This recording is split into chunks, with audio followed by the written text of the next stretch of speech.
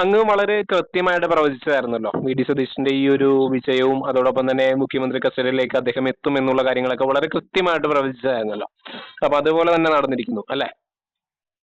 Yes, നമ്മൾ പറഞ്ഞ സീറ്റും നമ്മൾ പറഞ്ഞ ഭൂരിപക്ഷവും നമ്മൾ ഇതിൽ പബ്ലിഷ് ചെയ്തതാണ്.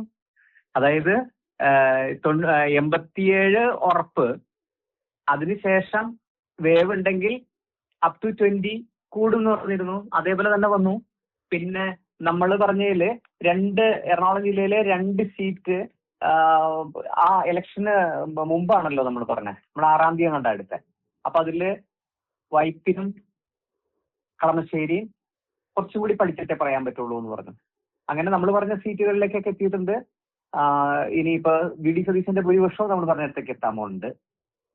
അപ്പൊ അത് നമ്മുടെ ചാനൽ ചെയ്തേക്കുന്ന കാര്യങ്ങള് വളരെ കറക്റ്റ് ആയിട്ട് പോയിട്ടുണ്ട്.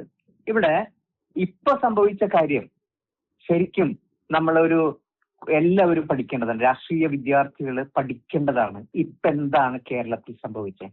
കേരളത്തിലെ ജനങ്ങള് മണ്ടന്മാരല്ല, അതിബുദ്ധിമാന്മാരാണ് എന്ന ഒരു സത്യമാണ് ഇപ്പോ നമുക്ക് മനസ്സിലാക്കേണ്ട കാര്യം. രാഷ്ട്രീയ വിദ്യാർത്ഥികളും സാധാരണക്കാരും അടക്കം എല്ലാവർക്കും നല്ല അറിവുണ്ട്.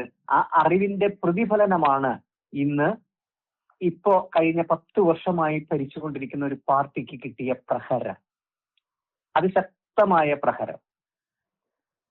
അപ്പൊ അതിന്റെ വശങ്ങള്, അതായത് അതെന്തുകൊണ്ട് സംഭവിച്ചു എന്ന് നമ്മളൊന്ന് പരിശോധിക്കുമ്പോൾ അത് വളരെ നീട്ടി പറയേണ്ട ഒരു കാര്യമാണ്. എങ്കിലും ഞാൻ പറയാം.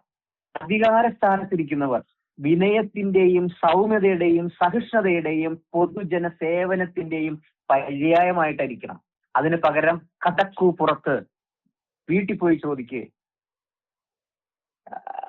പിന്നെ എന്തെങ്കിലും പ്രതിഷേധം കാണിക്കുന്ന കുട്ടികൾക്കെതിരെ വധശ്രമത്തിന് കേസെടുക്കുക, അതേപോലെ തന്നെ പ്രതിഷേധിക്കുമ്പോൾ അവരെ പാർട്ടിക്കാരെ വിട്ട് പോലീസിന്റെ മുന്നിൽ തല്ലിക്കഴിഞ്ഞതിന് ശേഷം പറയാണ് ചെടിച്ചട്ടി എടുത്ത് എറിഞ്ഞ് തല പൊട്ടിച്ച് അതിനൊന്നും കേസില്ല.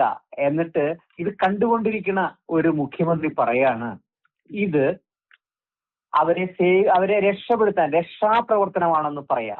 അന്നു മുതൽ ജനം കണ്ണുവെച്ചതാണ് ഇത് എവിടെ എത്തുമെന്നുള്ളത്. അതിന്റെയൊക്കെ ഒരു പരിസമാപ്തിയാണ് ഇപ്പോൾ നമ്മൾ കണ്ടുകൊണ്ടിരിക്കുന്നത്. ഇത് എല്ലാവരും ശ്രദ്ധിക്കണം. ഭരണകർത്താക്കൾ പ്രത്യേകം ശ്രദ്ധിക്കണം. ഇപ്പോ വിജയിച്ച UDF-ന്റെ ആൾക്കാരും ശ്രദ്ധിക്കണം എന്ന ഒരു പൊതു സന്ദേശമാണ് ഈ ഇലക്ഷനിലൂടെ പൊതുജനം തന്നിരിക്കുന്നത്.